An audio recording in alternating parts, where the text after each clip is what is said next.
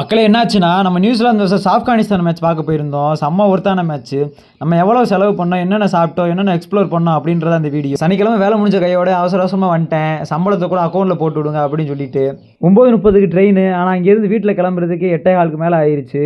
அதனால தான் கொஞ்சம் அவசரமாக கிளம்பியிருந்தேன். நான் 3 நாள் பிளான் பண்ணியிருந்தேன். ஆனால் ஒரே ஒரு நாள் தான் இருக்க போகிறேன். ஏன்னா இங்கே கொஞ்சம் ஒர்க் அதிகமாக இருக்குது. பல வேறு பழுத்து போய் கிடக்கு. அதனால் ஒரே நாள் தான். எந்த ட்ரெஸ்ஸுமே எடுத்துகிட்டு போகல. ஒரே ட்ரெஸ்ஸை மட்டும் போட்டு போயிருந்தேன். பெரியகுளத்துலேருந்து திண்டுக்கலுக்கு 50 ரூபா டிக்கெட் சார்ஜ் பண்ணுறாங்க. எடுத்துட்டு இளையராஜா கூட கொஞ்சம் நேரம் வைப் பண்ணிருக்கோம். காட்டுல மேட்டுல உழைச்சவனா ஆடிட பாடிட வேண்டாம். ஒரு வழியாக திண்டுக்கல் வந்து சேர்ந்துட்டேன். இந்த பாலத்து வழியாக இறங்கி போனால் திண்டுக்கல் ஜங்ஷன் போயிடலாம். ஜங்ஷன் போகிறதுக்கு முன்னாடி சாப்பிட்டு போயிடலாம்னு சொல்லிட்டு இந்த தள்ளுவண்டி கடையில் 4 இட்லி வாங்கி சாப்பிட்டேன்.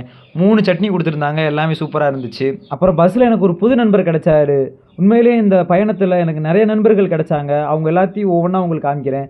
ஃபஸ்ட் இவரை காமிச்சிடுறேன். எனக்கு ஒரு காஃபி வாங்கி கொடுத்தாரு. அந்த இட்லி சாப்பிட போன இடத்துலையும் அவர் தான் பே பண்ண முன்னாடி வந்தார். அதுக்கு முன்னாடி நான் போய் ஜிபேல பண்ணிட்டேன். அதுக்கப்புறம் இந்த வெண்டிங் மிஷின் இந்த பிளாட்ஃபார்மில் நில்லு, அப்புறம் அப்படி நிறைய இன்ஸ்ட்ரக்ஷனை எனக்கு கொடுத்தாரு. சேஃபாரு, மொபைல்லாம் பத்திரமா வச்சுக்கோ அப்படின்னு நிறைய இன்ஸ்ட்ரக்ஷனை கொடுத்துருந்தாரு. அதுக்கப்புறம் ட்ரெயின் வந்துச்சு. ட்ரெயினில் பார்த்தா சரியான கூட்டம்.